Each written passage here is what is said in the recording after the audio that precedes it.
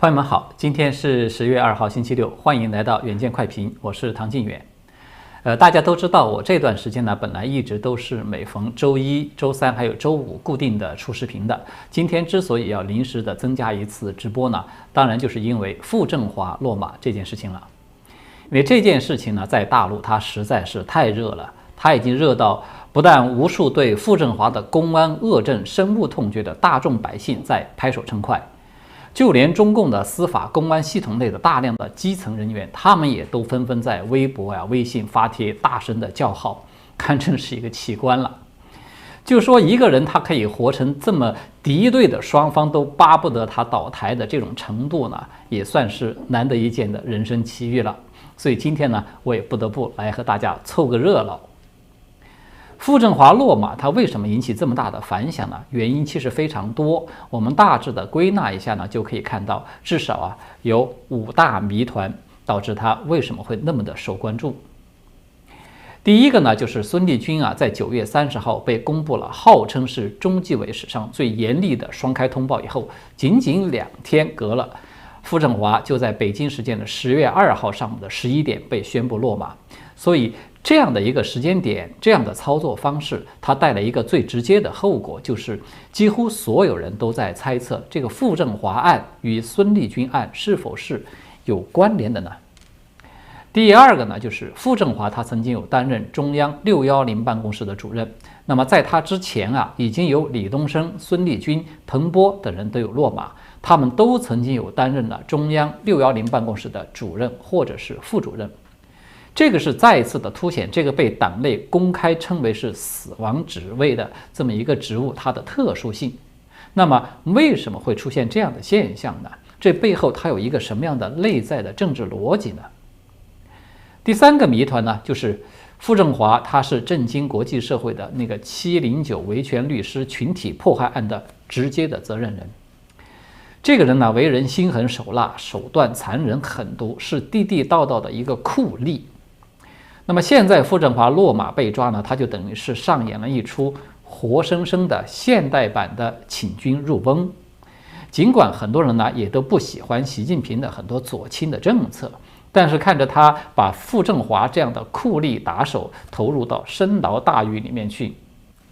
无论他的动机如何，都还是让所有人都感到大快人心。同时呢，很多人也都在关注，就这个傅政华落马，他是否会意味着众多蒙冤入狱的这些维权律师们都会被平反呢？第四个谜团呢，就是这是一个备受关注的问题，傅政华他与习近平的关系问题。这部分呢，在过去有过诸多的传闻，就是说他本来是属于江派的骨干，后来呢，在周永康失势之后呢，就投机反水了，帮了习近平的大忙，因此呢，才在习近平主政期间获得了提拔重用。那么这些传闻它究竟是真是假呢？第五，就是这个是紧接着上个问题。如果说这个傅政华他曾经有投靠了习近平获得重用，那么他最后又是因为什么原因才和习近平翻脸的呢？我们要来讨论这个问题呢，就不得不提到曾经轰动全国的那个雷洋案。这个案子呢，它与习近平和傅政华都是有直接的关系的。好的，下面呢，我们就一一的来详细讨论一下这些问题，看看最后能够得出一个什么样的结论。首先，第一个，傅政华案和孙立军案，它究竟有没有联系这个问题？在10月2号，中纪委国监委的网站呢是发布官方消息说，全国政协社会和法制委员会副主任傅政华涉嫌严重违纪违法，目前正接受纪律审查和监察调查。整个这个官方通报呢，就只有这么一句话，再也没有其他的内容。但是呢，由于2天前官方刚刚有抛出了孙立军这个史无前例的双开罪名的通报，大众议论的那个热潮其实都还没有平息。结果呢，官方又抛出来级别更高、影响更大的傅政华。那么这2个案子它是不是有关联的呢？就我个人的看法这个答案是肯定的。傅政华和孙立军案呢，它不仅现在抛出的这个时间点，我们看到它是前后紧密相关。如果说我们再回溯一下，就是去年孙立军落马的时间，就会看到中纪委宣布孙立军涉嫌违纪违法接受调查呢，是在2020年的4月19号。那么在孙落马的第2天，也就是在4月20号的时候，时任司法部长的傅政华他就被宣布卸任了党组副书记的这个职务。然后呢，9天之后的4月29号，习近平的浙江旧部原辽宁省的这个省长唐义军，他就接替了傅政华担任了司法部的部长。再过1周之后的5月5号，傅政华原兼任的那个中共所谓中央全面依法治国委员会办公室的这个副主任的职务也都被撤掉了。所以我们看到这个轨迹呢，它就是非常清楚的。去年孙立军被查和傅政华的撤职，它是同步发生的，是紧密相关的。那么今年孙立军被双开和傅政华的被调查，它又是同步发生的，是紧密相关的。这种巧合它连续的出现，它很显然就不是一种偶然了，对吧？它是一种人为精心安排的必然。而且安排者的目的呢，他就是想要释放这么一个明确的信息：傅政华案和孙立军案这2者是有关联的。除此之外呢，傅孙两人他们的职务关联也是在大众面前明摆着的。他们呢都曾经有担任过公安部的副部长，也都曾经在中共最无法无天的那个法外机构610中担任过高级职务。傅政华呢是担任过中央610办公室的主任，而孙立军呢是担任过这个中央610的副主任。他们俩呢是曾经共事多年。我们要用中共官方惯用的一句话来说呢，就是他们搞团团伙伙拉山头立帮派的这个条件是非常的完备成熟的。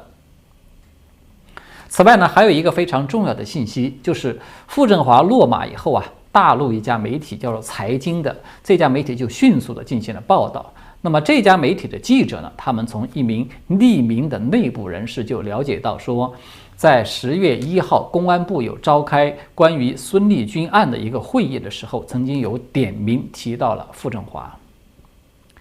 那么既然傅政华和孙立军案之间他们是有关联的，这个孙立军最受关注的这个政治野心极度膨胀、构建利益集团、控制要害部门，还有和那个私藏私放大量涉密材料这2大罪名，傅政华恐怕也是脱不了干系的。在此前的节目中啊，我们曾经有和大家讨论过，就是近期呢，从中纪委放风这个江苏前刑警总队的总队长罗文静，他有涉嫌对习近平图谋不轨，从这儿开始，到这个罗文静的顶头上司王立科的落马，再到这个孙立军双开，官方调查的通报中啊，他一直都在反复强调突出一个概念，就是搞团团伙伙，而且是有政治野心。他刻意凸显呢，就是这是一个窝案。习近平当局啊，他采取这种方式来操作这一系列的案件呢，他其实就折射出，现在党内啊，在继周永康之后啊，是再度出现了团伙集体图谋篡权乱政的这种现象。这个是习近平面临着党内权争急速恶化的一个迹象。也就是说，傅政华的落马呢，他恐怕会成为习近平与政法系及其背后的反习势力进入到一个摊牌阶段的开端了。第2大谜团呢，就是傅政华他有涉及到的610这个神秘的超级法外机构了。傅政华落马之后呢，我们看到网络上他很快就流传出一个笑话，就说这个李东生、孟宏伟、孙立军再加上傅政华，他们4个都是公安部的副部长，可以在监狱里面去凑齐一桌这个公安部的麻将牌了。事实上呢，其实还不止于此。从李东生、彭波、孙立军再到这个傅政华，我们看到他们4个人同样是可以凑齐一桌610办公室的麻将牌，因为他们都曾经担任过中央610办公室的主任或者是副主任的要职。这个610办公室啊，可能大家都知道，它是江泽民当政时期为了全力镇压迫害法轮功学员而成立的一个法外机构。这个机构啊，它是不折不扣的超级机构，其职权范围甚至远超当年纳粹的盖世太保，就连文革高峰时期的那个权力爆棚的中央文革小组，与之相比啊，都要逊色不少。在高峰时期啊，这个610是几乎整个国家所有的职能部门与权力机构都必须要听从配合这个610的调度，要把这个配合他镇压法轮功作为一切工作的首要任务的。那么习近平上任以后呢，这个610系统的官员一直都是他反腐的一个重点对象之一，而且啊，还有一个非常突出的特征，就是这个610系统落马的高层官员大都卷入了这种篡权乱政的谋反大案。比如说刚才我们提到这4个人里面，李东生呢，他是卷入了周永康谋反集团；孙立军呢，他是被官宣说他有政治野心极度膨胀，并且呢是暗示与罗文静啊、王立科这个南京图谋不轨的这些案子是有关联的。而傅政华与孙立军的关联呢，又被这个官方刚才我们已经说了是刻意的披露出来。也就是说，4个人之中呢，只有彭波这一个人，他的具体罪名一直都没有公布。其余的3个人呢，都已经是被官方正式的贴上了一个流毒的标签儿。就在今天中午啊，司法部的部长唐一军是立即的就主持举行了司法部的党组扩大会议，就是传达中央对这个傅政华实施调查的决定，并且集体做一个表态啊，说我们坚决拥护。那么在这个例行的会议上呢，就特别有强调到说要把讲忠诚作为第一标准，然后呢就正式的提出来说要把肃清傅政华流毒影响作为党史学习教育和队伍教育整顿的重要内容。大家有看到吗？在过去的节目中啊，我曾经有和朋友们详细的分析过，就是说从周永康开始，流毒这个提法这个词，它其实就已经具备了一种特定的政治含义在里面。也就是说，凡是在党内涉嫌搞谋反、搞分裂、拉山头、对抗中央，形成一种隐形的割据的，凡是这种罪名的，他都会一概被贴上流毒的标签儿。那么傅政华他当然不会例外。我们都知道啊，习近平在近期他为了谋求连任嘛，在对一系列尾大不掉的势力，他都在进行打击。如果说他对像阿里巴巴呀、滴滴等等这些背景显赫、政商一体的垄断巨头去痛下杀手是一种金融削藩，那么他对刀把子反腐力度的骤然的加大，就可以说相当于是对政法系统的削藩了。那么刚才我们有说了，在政法系统中啊，势力最庞大、权力最不受限制、最无法无天的非法机构就是这个610办公室。如果说习近平他要想削藩，那么610可以堪称就是最大的藩镇。而且更为关键的是啊，江泽民及其创建的这个610系统，由于他残酷迫害法轮功欠下的血债太深，习近平呢他是一直都不愿意为此去背锅的。这一来，他就成为大批江派人马的一个长期的心病，就是说他们一直都惧怕，只要江泽民一倒，自己迟早可能都会面临着清算。所以呢，以这个610为骨干的江派势力是一直都在谋夺最高权力，以确保他们自身长久的安全。这个是我们看到从周永康到李东生，从孙立军再到傅政华等这些610系统的高官屡屡卷入这种政变大案的深层次的原因。那么在这种习近平他全力以赴的谋求要连任的背景之下呀，这种党内的搏杀我们看到它会更加的激烈的，不排除啊在未来会有更大的政法系的这些老虎被抓被抛出来。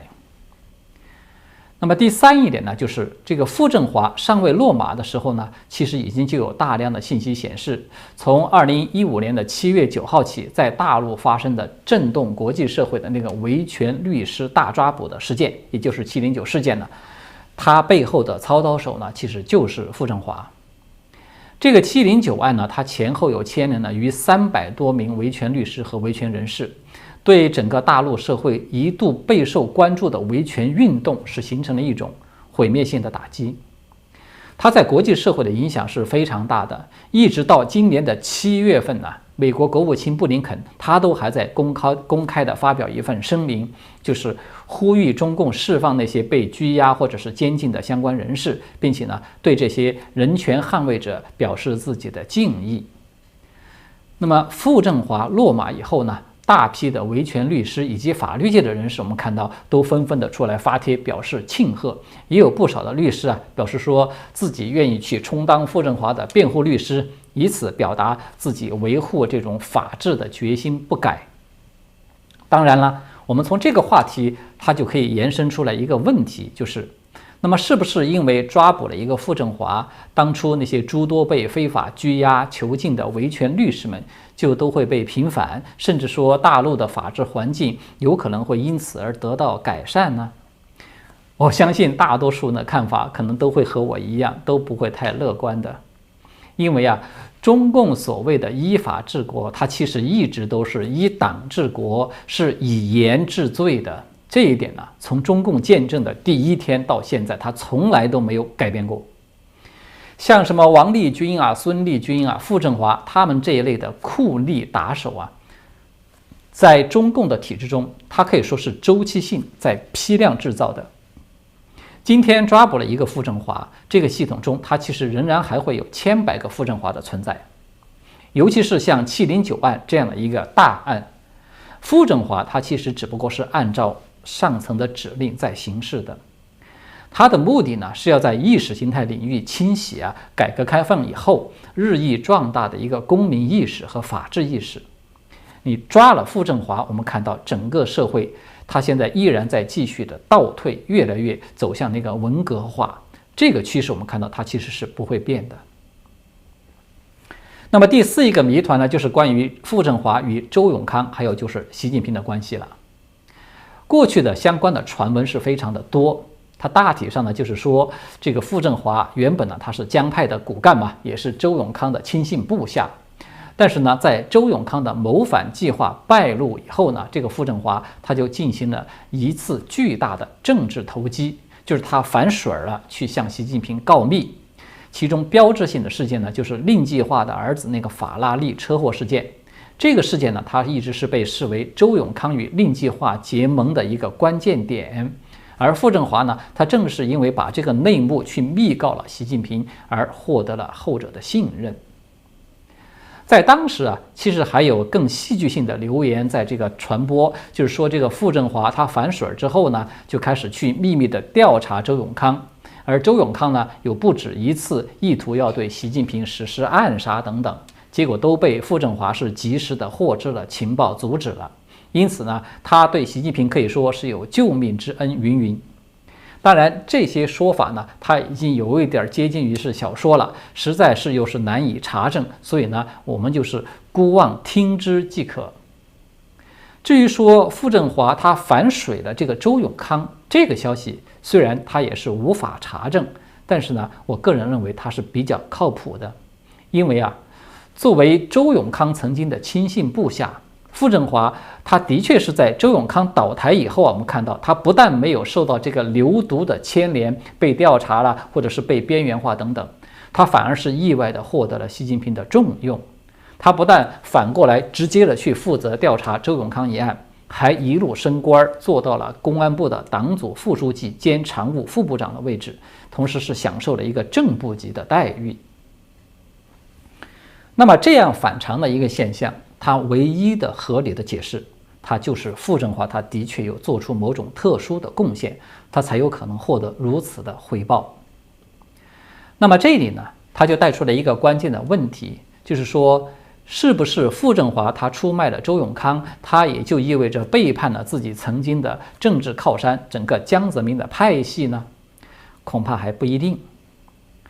因为在傅政华的这个仕途生涯之中有一个时间点是值得大家注意的，就是他因为查办周永康案有功嘛，是在2013年的8月升任了公安部的副部长。随后呢，他是在2015年的1月才兼任了这个中央政法委员以及中央610办公室的主任这个职务。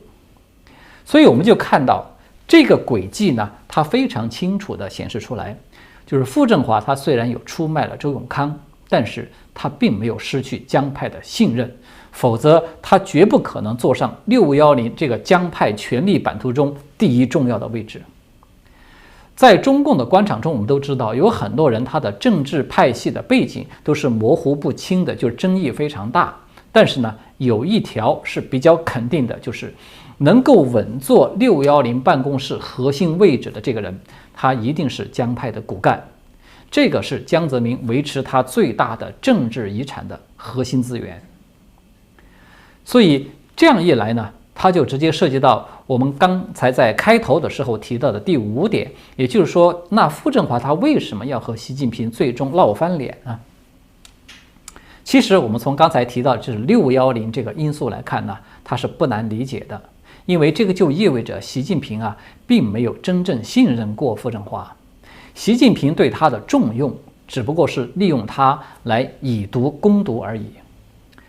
其实傅政华他最终卷入到了孙立军这个谋反窝案之中去说明他对习近平究竟是如何的看待他，恐怕他自己也是心知肚明的。傅政华和习近平关系的破裂呢，它固然有610这个不可调和的深层因素，但是它表面上的导火索呢，它却是因为另外一件事情，这个就是曾经在大陆轰动一时的雷洋案。这个案子是怎么回事呢？就是2016年5月7号的晚上，家住北京市昌平区的雷洋，他去机场接机的途中呢，被中共警方以涉嫌嫖娼为由给扣押了，并且在当晚就离奇死亡。那么这个案子一度是引发了举国关注、舆论鼎沸的，就说大众呢都对公安执法草菅人命是在表示强烈的不满。那么习近平他当时在这种强大的压力下呢，他就在新华社的内参中有做出了一个批示，就是要求公安部门一定要公开的、依法的秉公查处这个事件，要挽回这种舆论影响。那么这个批示在当时是迫使北京市的检察院不得不对涉案的5名警务人员就采取了措施，就是把他们全都给刑事拘留了。但是非常诡异的是，这个案子在最终出现了一个大反转。北京检方呢，在同年的12月23号对这5名警务人员全部做出不起诉决定，并且是认定说雷洋他就是有嫖娼的行为。那么在这个反转的背后它其实是有一个重要原因，就是因为当时北京4000多名警察是集体的联署进行了抗议。就是意思说，如果说要起诉我们的同事，那么这将会打击警界的士气，会破坏公安的形象，并且是长了犯罪分子和敌对势力的志气。那么当时习近平在这种要挟面前，他最终呢是选择了妥协。而这一出联署的闹剧，它其实就是傅政华一手操作的。他等于是逼迫习近平当了一次汉献帝，也成功的测试了习近平依赖于刀把子来保他个人权利的这么一个弱点。但是呢，凡事我们都知道它是有得就有失的。习近平他虽然吃了这么一亏，但是呢，他心中恐怕也是就此认定傅政华这个是一颗一定要拔掉的钉子，留着这个野心勃勃的酷吏呢，他迟早会得寸进尺，迟早会再演一次逼宫戏的。好的，今天呢我们就聊到这里。随着6中全会的逼近呢，中共内斗的这种升级它是必然的，恐怕呢还会有这一类的猛料在后面会抛出来。那么我们会及时的跟进，来和大家一起吃瓜看戏。谢谢各位的观看，我们下次再见。